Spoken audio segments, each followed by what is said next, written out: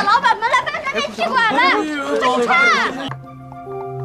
来，这是茶仙卢童传下来的黄金碾。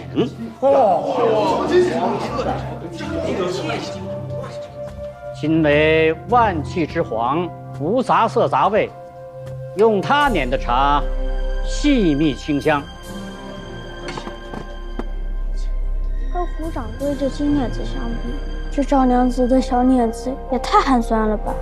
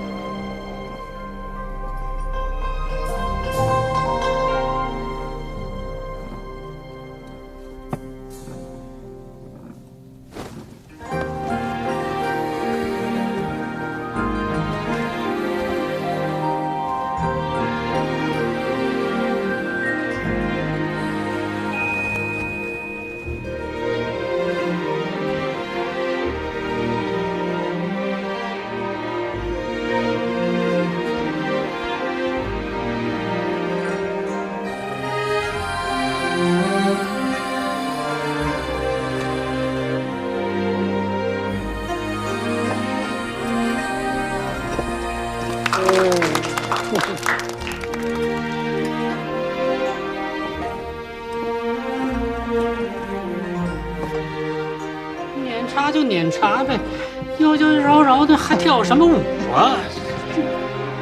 你要不服气，你来一个。真是青楼的做派。哎呀，你狗嘴吐不出象牙。这英雄不论出身，石勒不过是奴隶子，仍能做开国之君。这斗茶本就是各展手段，半遮面没说尊驾用金碾是块恶俗，吴掌柜口出恶言，却是落了下乘啊。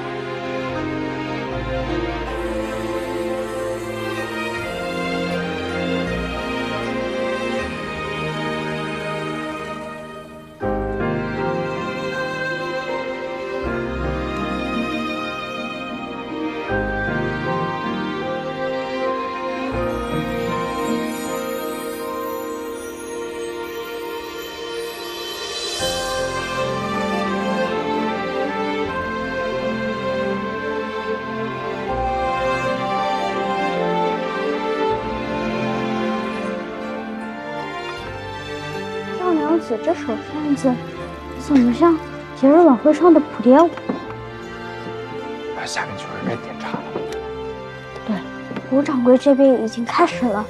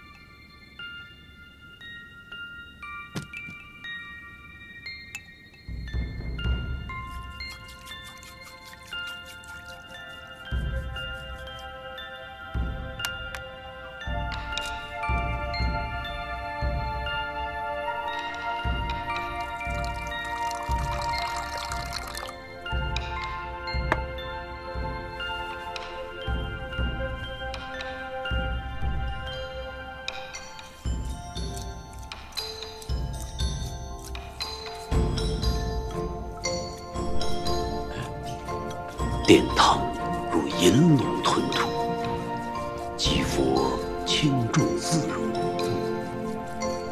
不愧为茶汤香的高手啊！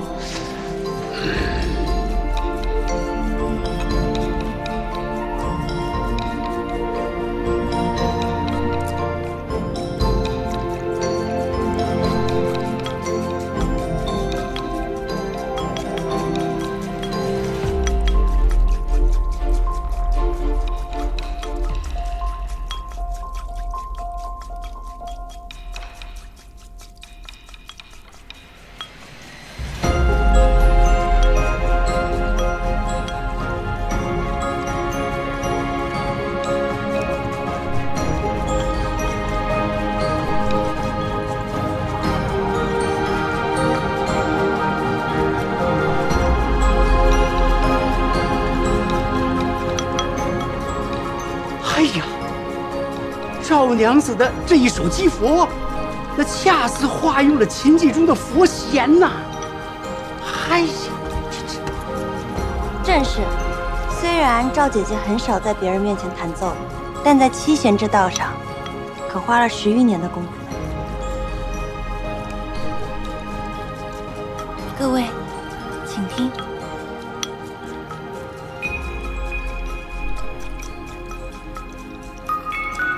阳关三叠，赵娘子竟用这个茶盏奏出了琴曲，还这，哎呀！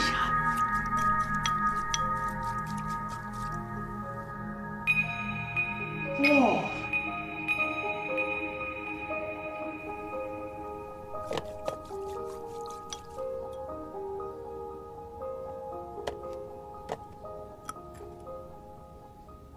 我的茶点好了。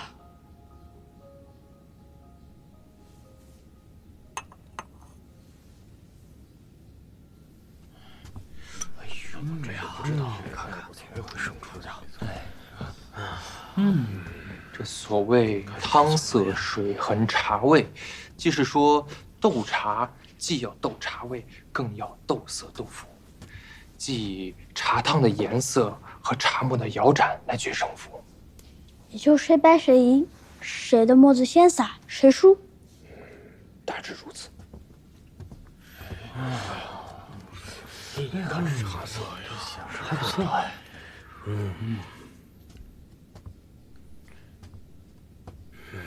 确实啊，好茶，确实不错。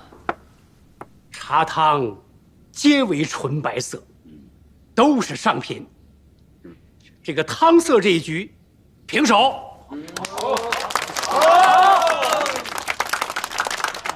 下一步啊，就要看摇盏了。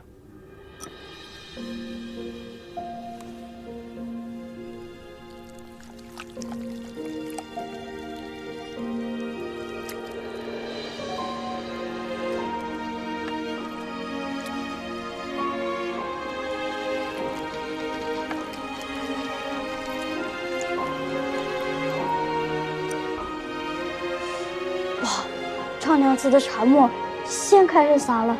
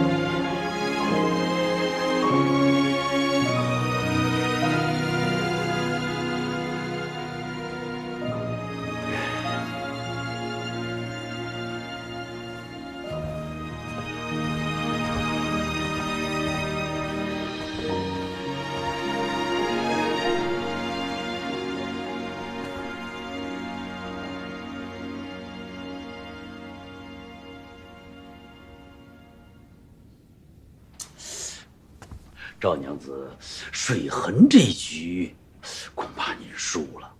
好。稍后，诸位请仔细观看。哎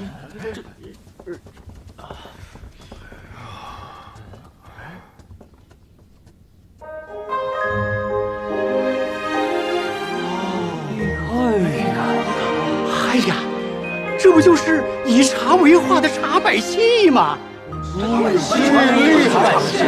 好久没见过了，这个赵姑娘从哪儿学的？诸位，水痕这一局，谁输谁赢？那自然是赵娘子啊！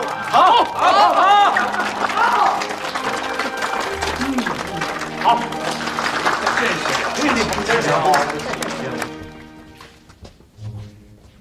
还有最后一局茶位，不见得能说。可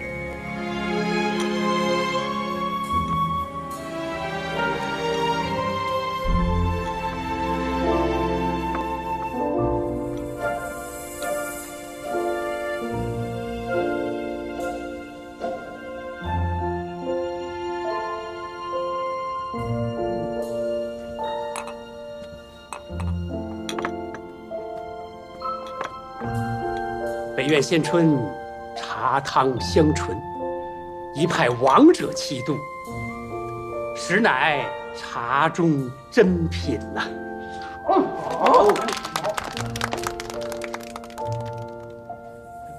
半遮面的茶呢？请各位再尝尝我们半遮面的茶。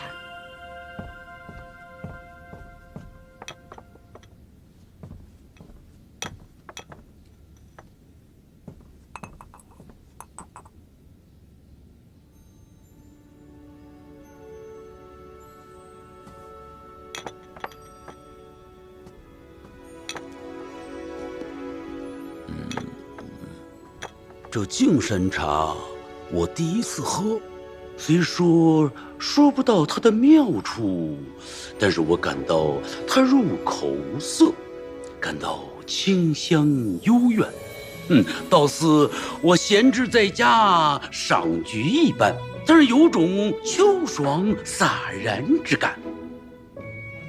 就是这个感觉。茶一入口，来不及品香品味，只觉得身如梦幻，飘然已去他处啊！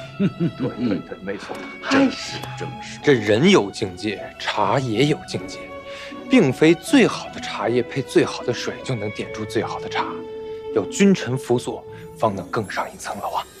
嗨，别说那些虚的，喝茶不就是喝一个好口味吗？是啊，到底这一局谁赢了？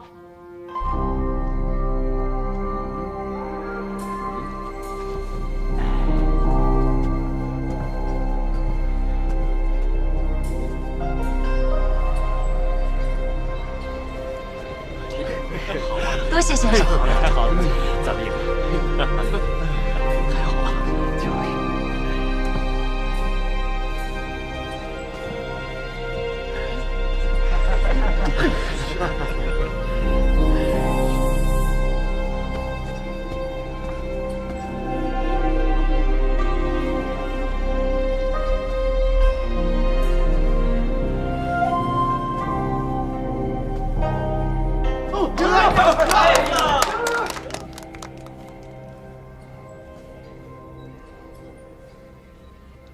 对不住了，诸位，我想了一想，我还是觉得胡掌柜的茶虽好，但就算不去茶汤巷，在别的地方也同样可以喝到呀。大不了我把茶博士请到家中，冲调即可呀。但是赵娘子的茶，那真是独一无二、绝无仅有的呀。所以诸位，我还是选择半遮面。哎，你赢了。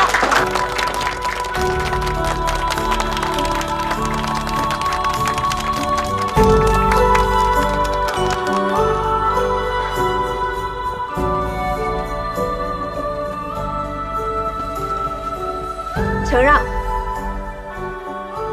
各位掌柜，所谓茶道者，只要遵其道，便可八仙过海，各显其能。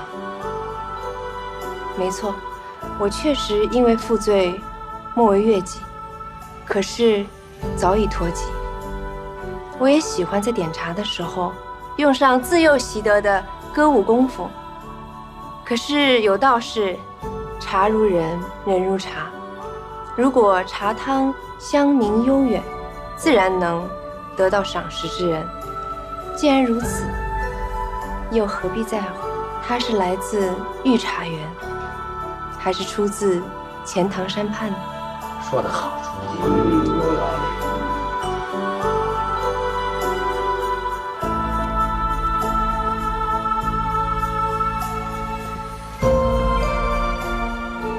赵娘子一言醒我，胡某技不如人，认赌服输。今后茶汤巷欢迎赵娘子常来常往。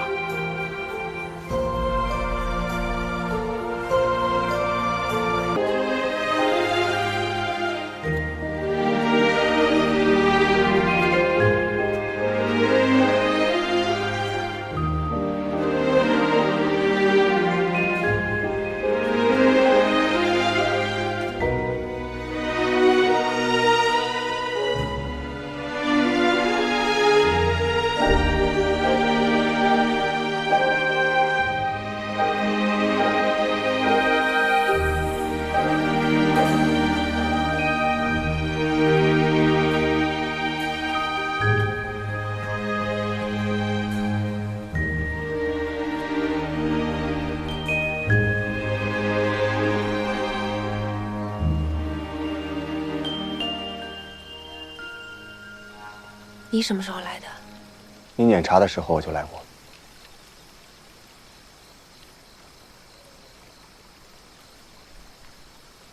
那你都看见了？看到什么？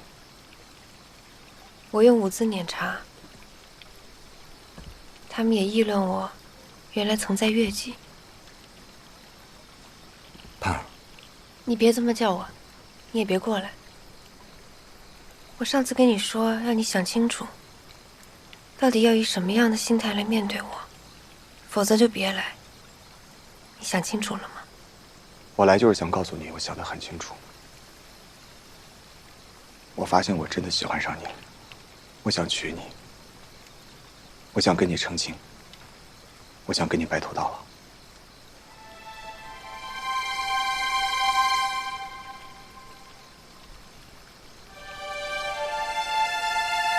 你是疯了吗？你没有看见我在里面跳舞的样子吗？你还记不记得我在周婶面前曾经浓妆艳抹、媚意勾引过？你知道吗？除了你熟悉的我，那一面也是我。你是朝廷命官，而我做过乐伎。而且你知道吗？今天一过，只怕是全东京的人都知道了。那又怎么样？是我要娶你，不是他们娶。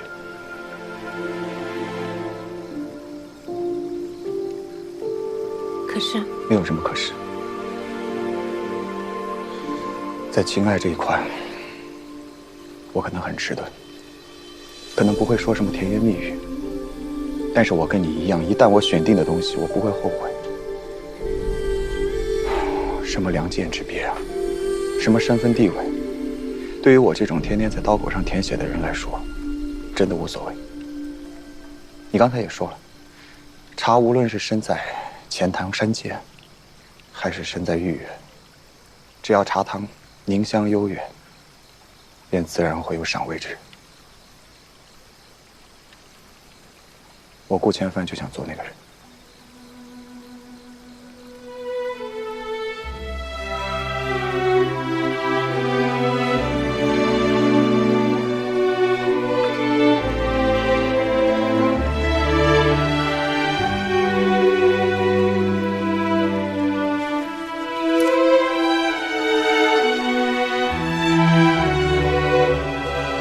并没尚未备齐，暂且以此为例。你愿意吗？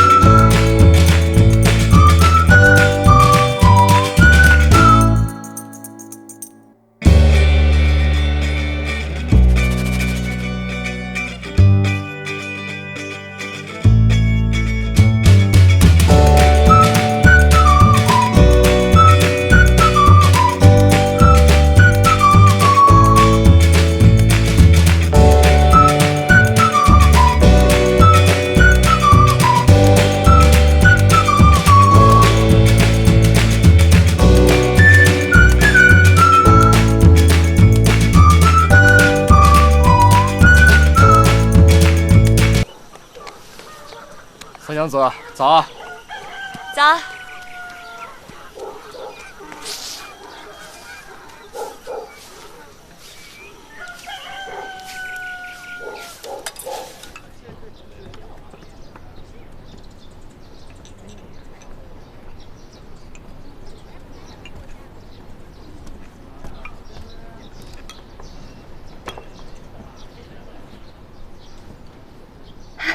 真凉快，多谢三娘。怎么是你？你怎么来了？一回生二回熟嘛。林章，你还真是有意思啊！一会儿是后堂犹如谪仙人的琵琶圣手，一会儿却又帮着人送人倒茶，一如常人。可就是有一点不好，为什么每一次见我都跟耗子见着猫似的？上回帮你姐姐的忙，你还知道邀请我来听琴，可是上次帮你通报敌情之后，你就再也不理我了。你还真是个狠心的小娘子啊！你离我远一点，我不习惯跟别人这么接近。你怎么力气这么大？我的琵琶有16斤重，我天天抱着它，当然不会手无缚鸡之力。你一而再的接近我，你到底想要干什么？你猜？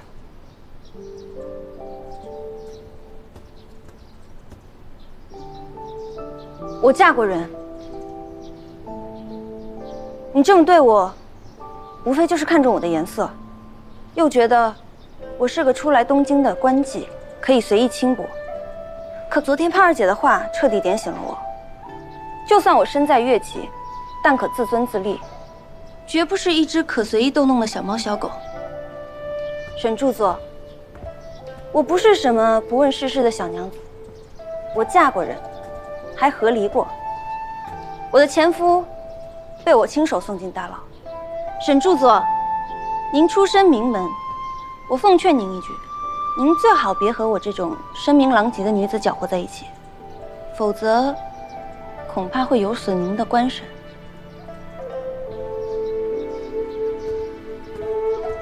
宋娘子，你是在担心我吗？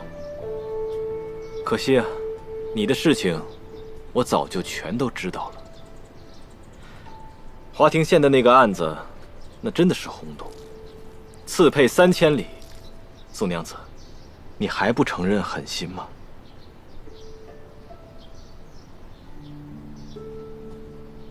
你都全知道了？自然是全都知道了。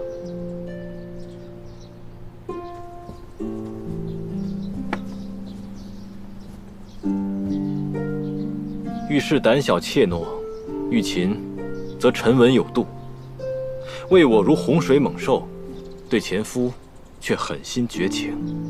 宋娘子，你到底有几面？小心！对不住，刚才是沈某孟浪了，原本只是开个玩笑，没想到吓着小娘子了。究竟想要干嘛？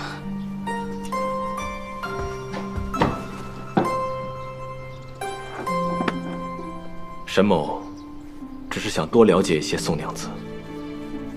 你刚才说我看中的是你的颜色，你错了。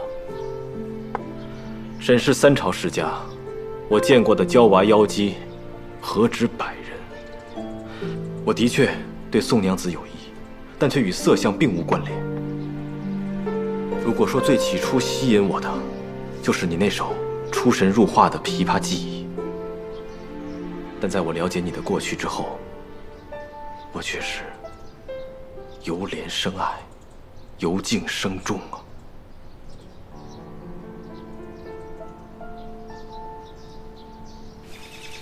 娘，那赵娘子真的是贱籍从良？是啊，我都查了好几天了。向丽说是她亲口承认的，那还要假？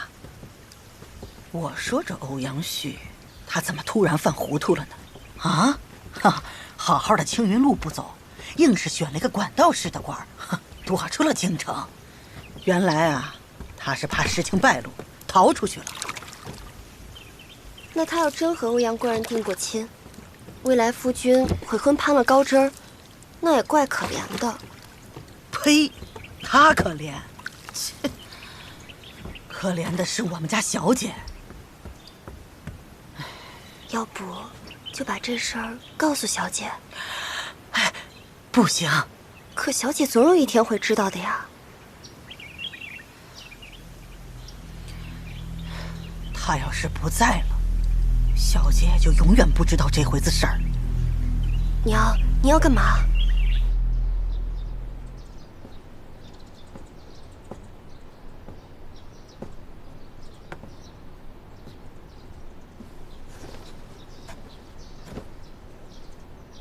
宋娘子，贵为江南琵琶第一，才貌双全，却被宵小所骗，受尽折磨，想必心中更加是煎熬至极吧。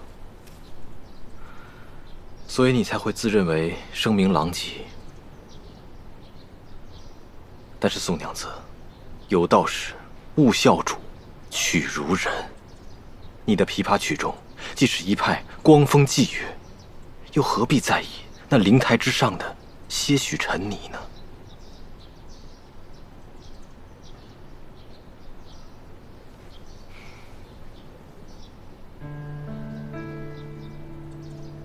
你真不嫌我脏，不嫌我低贱？不嫌弃。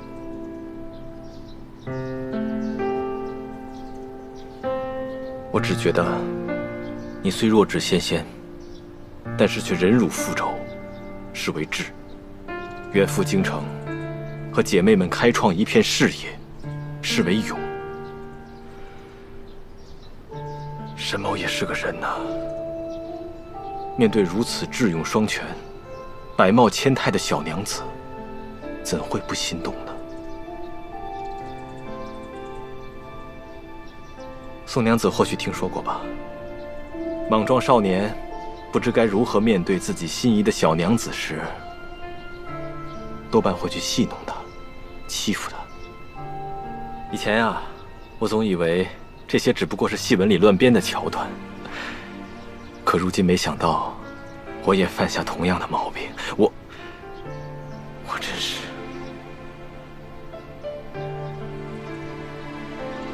宋娘子，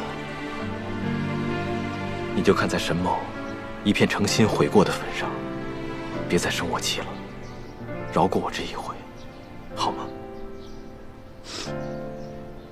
你别这样，我不怪你就是了。真的？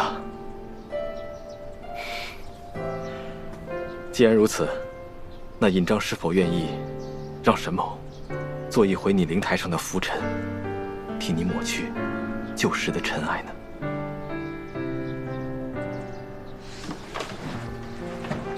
不能。尹章，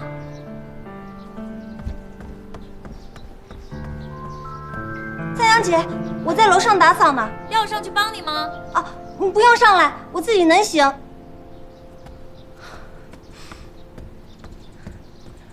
快走！你不是喜欢我弹琵琶吗？你赶紧走，我下回弹给你听。一言为定，但是不能在这里。顺天门外的金明池，你应该还没有去过吧？那里是皇家的园林，每年只有数月对民众开放。眼看呀，就要到闭园之时了。3日之后，我在池边相候。我要你只弹给我一个人听。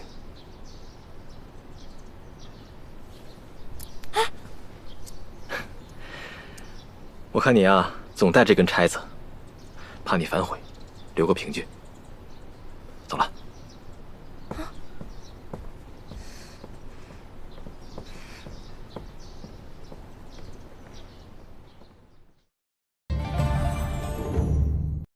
深补水，细毛孔，焕透亮。麦吉丽精粹平衡水，邀您继续观看《梦华录》。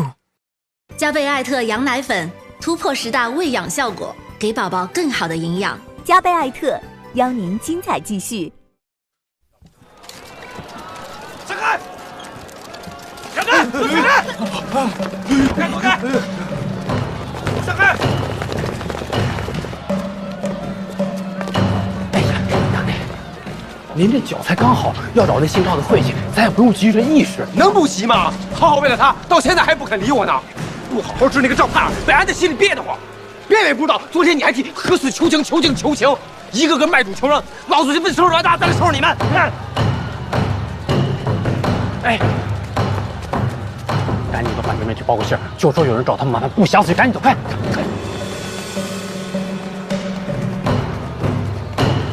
你小孩跑这么快，你也打架去啊？快跑啊！要打架了，大家都快跑啊！园林向你们门，快点，快跑啊！要打架了，大家都快跑啊！这儿。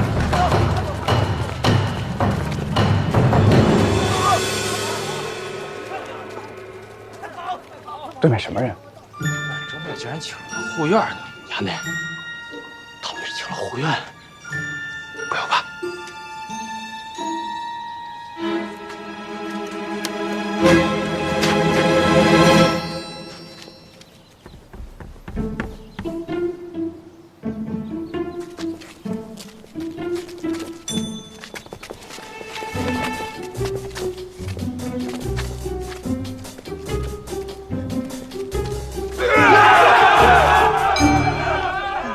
干嘛呢？这么吵。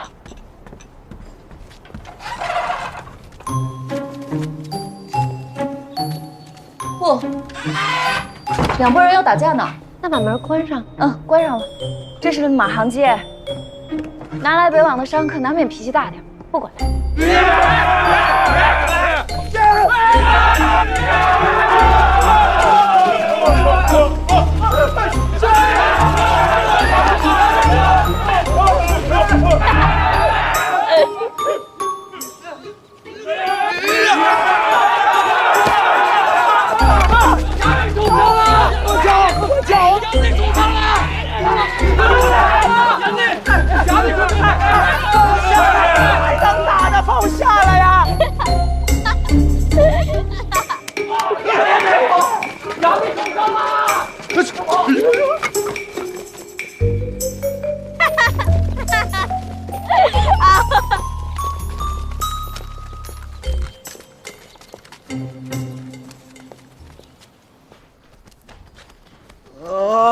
轻点，轻点，轻点，轻点。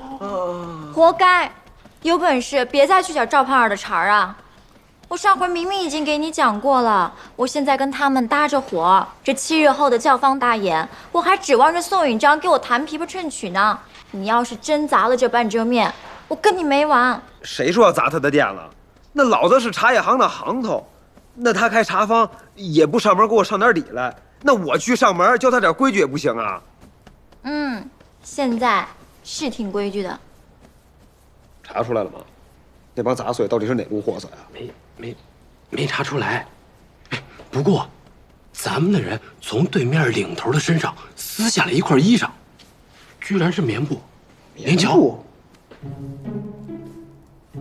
这棉布可贵着呢，我也只见过两广的客商穿过，寻常户院可穿不起。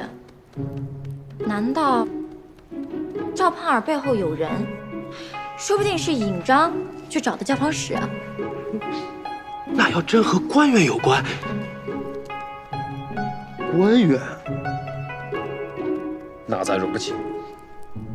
赶明儿我再去找赵胖儿问问。你呀，就真的不要再去找他们的茬儿了，每一回都比上一回更狼狈，何苦呢？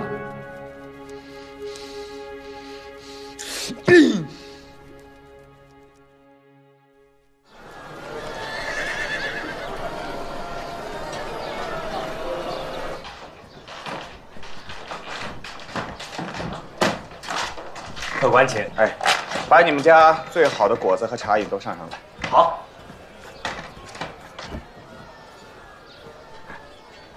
咱们又不是第一次一起上酒楼，怎么今日感觉那么别扭？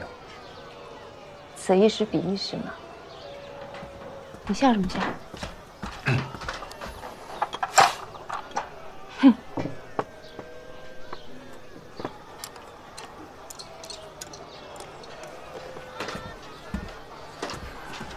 我一猜他家的影子就没有你调的好喝。哎，也是奇了怪了。你说昨天啊，你眉毛不是眉毛，眼睛不是眼睛，那么着急要把我赶出半遮面，怎么今日就变得这么温柔了？昨天是被你突然那么一说吓着了吗？后来我回去一想，既然你都想清楚了，愿意跟我好，那我有什么在乎的？而且你长得好看呀，我也不会太吃亏。不好吃，长得好看呢。当然了，陌上谁家年少足风流，妾你将身价与，一生休，纵杯无情气。行了，别念了。我可不是欧阳旭第二啊！我答应你，我会一生都守着你，爱着你，永远都不会让你背弃蒙羞的。对了，上次于中权的事情你查的怎么样了？还有萧青言，到底是怎么回事？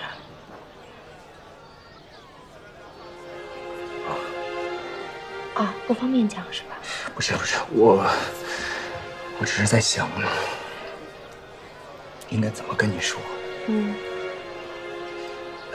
萧相公呢，他受我长辈的顾教，但是他在朝野上的名声一直都是很不好，所以我跟他很少来往。上次也是因为郑青天的事情，把我逼得有些走投无路了，不得已我才求助于他。原来如此，那于中权怎么会和他扯上关系？这个萧相公救过我几次，就引来了他儿子萧卫的妒忌。于中权知道了这件事情以后，就想用萧卫这事来对付于我。但是你放心，这些事情我全部都已经处置好了。于中权已经死了，那个萧卫我已经重重的惩治。如果他日后还敢对你不利，我第一个就会去找萧青言算账。你相信我吗？我跟萧青言真的不可能是一路人。我当然知道，只是我在想，你上次下手那么重，会不会得罪了萧相公？毕竟他救过你，也算间接的救过我。你要再为了他儿子的事儿找他麻烦，总归是有些忘恩负义。既然不是一路人，那就躲得越远越好，既不去招惹他，也不去亲近他。你觉得呢？好啊。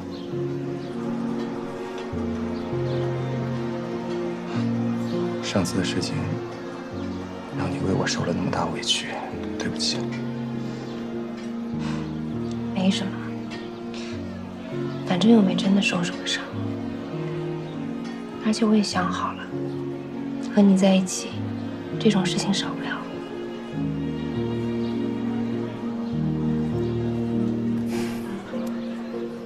盼儿，今日你为我受的每一份委屈，我都会记在心里。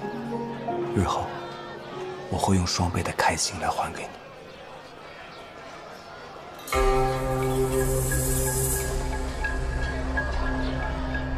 尝尝吧。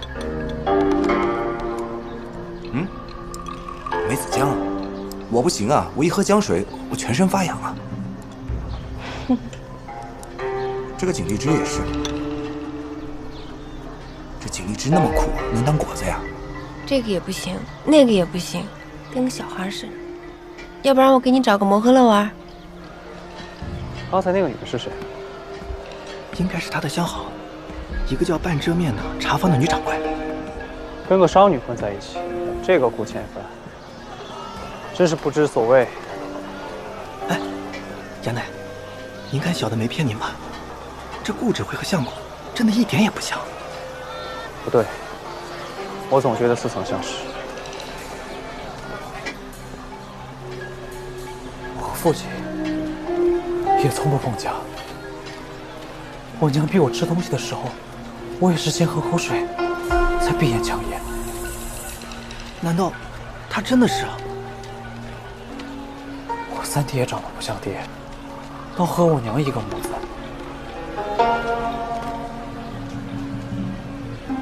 他看起来比我大几岁。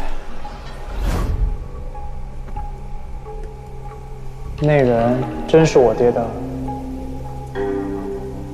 下官不敢胡言。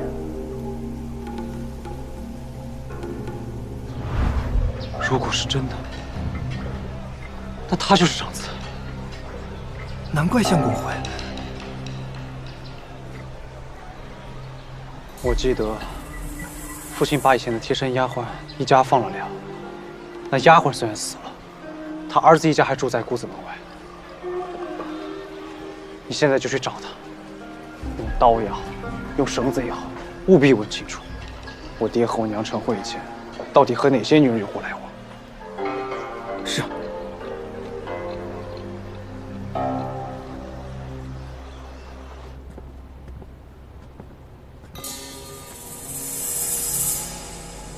小顾，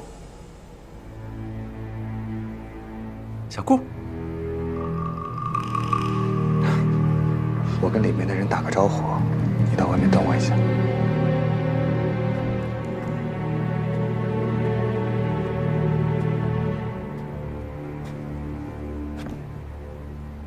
此处闲杂人等众多，还请司公你务必震慑。某家偶尔也要出来松散松散嘛。小顾好艳福啊！上回于忠全抓走威胁你的，该不会就是他吧？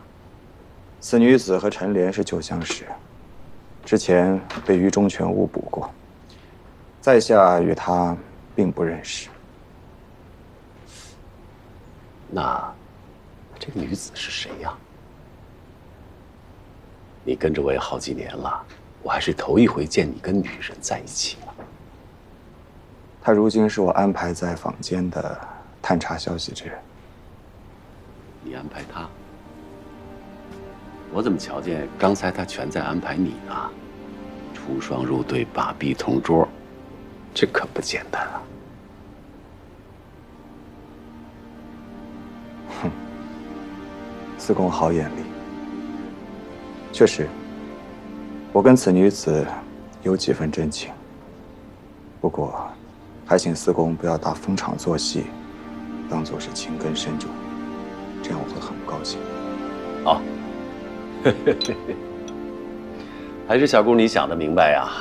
像这种昌家从良之女，当个外室也就罢了，真要娶回家去，可不就跟那位欧阳探花一样自断青云路了吗？以你小姑这样的人才，配得上更好的名门闺女。穆家以后也会帮你多留意的。那就有劳四公了。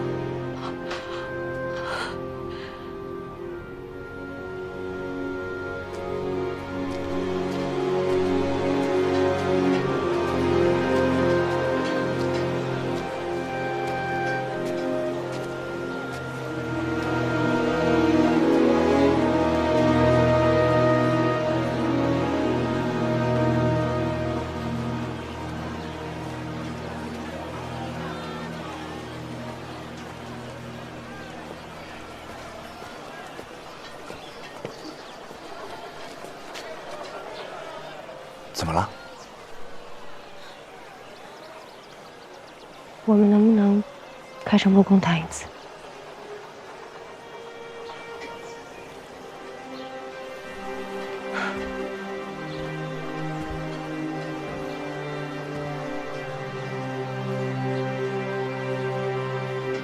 他是谁？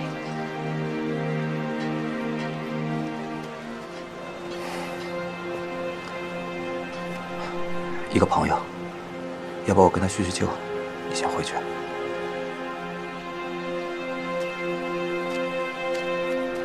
大哥，这位就是嫂子。不是，不是，你先去桥头那边等我。大哥，何必如此见外？当不得萧衙内如此称呼。我姓顾。我已经查到，父亲在年轻时曾经有过一段婚姻，夫人也是姓顾。天下同名之人，同姓之人，何止千万？可父亲悉心照顾的，只有你一个。我外祖父是姬昌伯，萧家的嫡长子，永远只能是我。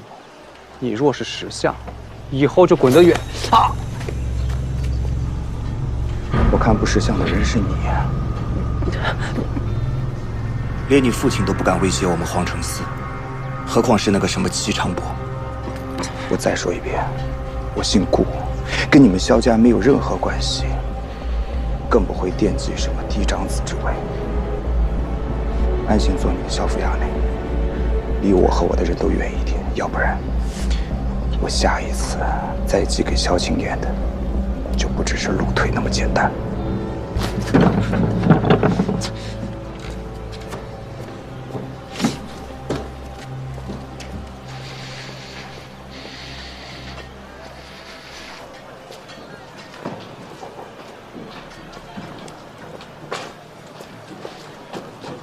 简凡，简凡，齐师叔，你怎么跟萧家的大儿子动起手来了？他之前指使那个于中权对小智不利，我只是顺便警告一下他而已。真是少年心态啊！要对付他们，何须在大街上面动手呢？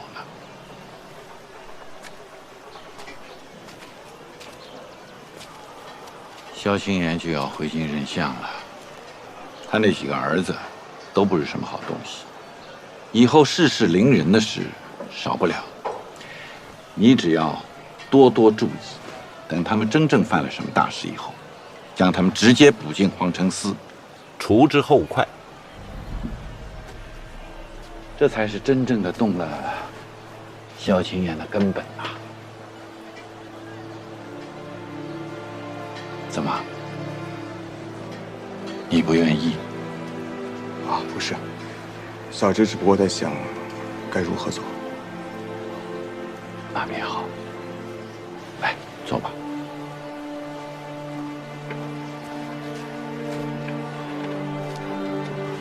啊，对了，前日送到您府上的雷晋的罪证，那可都是于中权最亲信的手下之人的。上一回江南一案，你说还不到时候对付他，如今有了这些，应该没问题了吧？简凡啊，你近来怎么如此不沉稳啊？我让你多找萧青言的麻烦，可你却只想着抓住雷静不放。你搜集的那些证据，的确能让雷静伏法，可是说到底，他不过是一个小人物而已。我们清流真正的大敌是萧青岩。是。雷静的事，我会处理，左右不过是几个月的事情而已。我知道，你想尽快的除掉雷静，是因为你想早日升上五品正室，为你姑母请封诰命。可是朝廷错综复杂，我得跟其他的清流商议妥当了，才能行动啊。小师没有要催促您的意思。我当初让你去皇城司，并不仅仅是为了除掉雷静，而是想让你借助皇城司的力量，相助清流，匡正朝纲。千白，你可不能本末倒置啊，明白吗？小臣明白。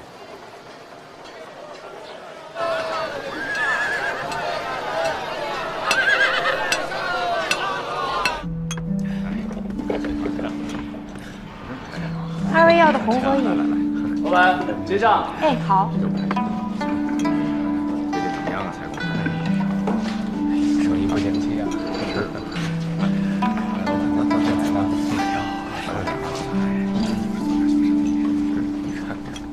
客气了。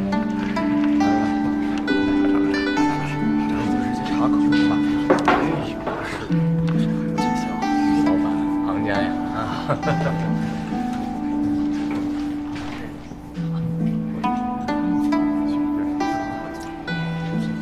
你怎么了？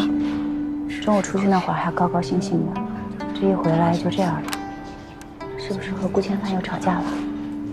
别提了。赵娘子，哎，袁屯田来了。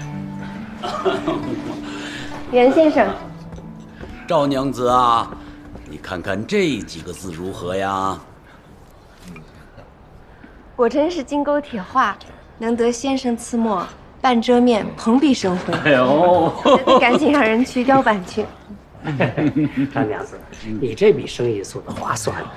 袁先生的字是字字千金呐，啊，你把它印出来做包裹的果纸，那好家伙，附庸风雅的人还不得盯着卖呀？被您看出来了，袁屯田的字儿虽好，我的画也不差呀。哦，那是自然呐。哎，赵娘子啊，我早先呢就想问你，这年纪轻轻的，是从哪里搜集到这么多的名词名画呢？家父原来也颇有此好，我在江南的时候收集了一些，这些都是旧藏。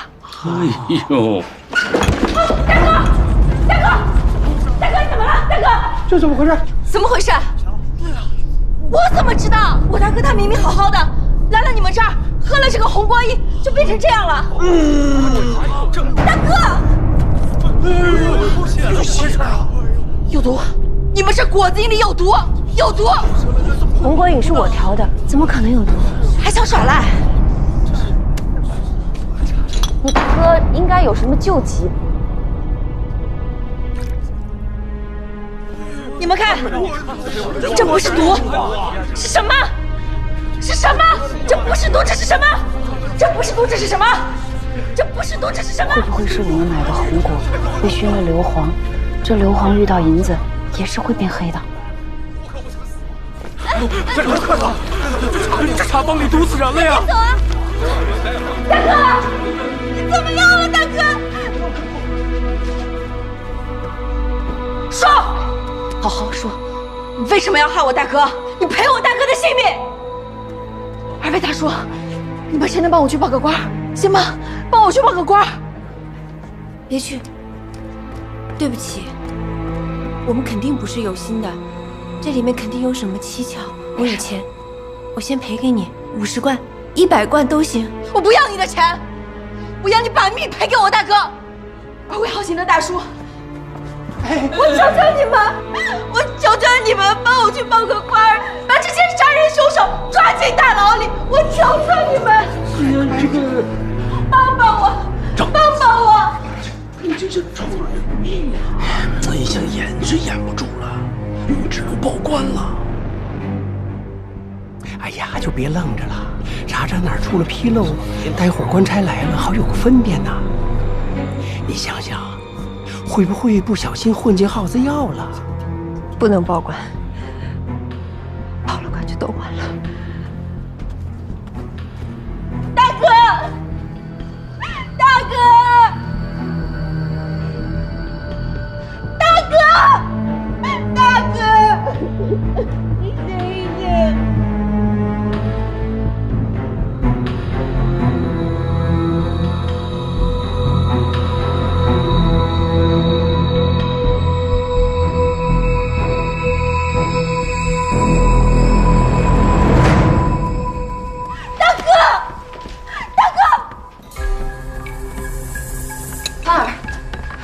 你又拿红果饮干嘛？帮我制住他。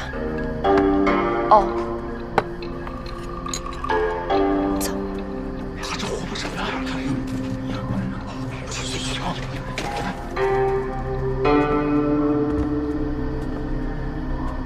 今天一定要给我一个说法。反正都得赔命。认。哎，你干什么？干嘛？张嘴！既然有毒，那大家就一起死。反正杀一个也是杀，杀两个我还赚一个。三娘引章，关门。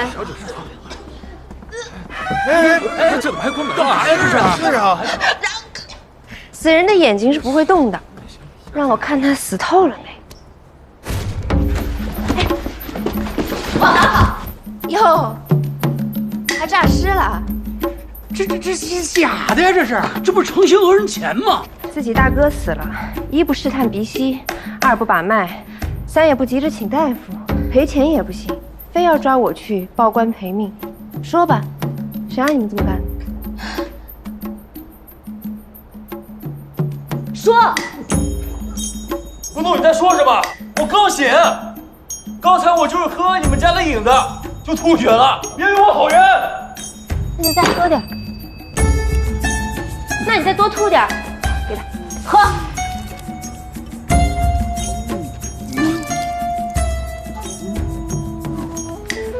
我刚才在里面加了一味蛇草花，死不死人是不知道，但是和红果饮混在一起就是哑药。半个时辰之内如果没有解药的话，你们这一辈子都别想再说话了。解药在我手上只有一份，你们两个谁先说就给谁，不然我就扔到汴河里。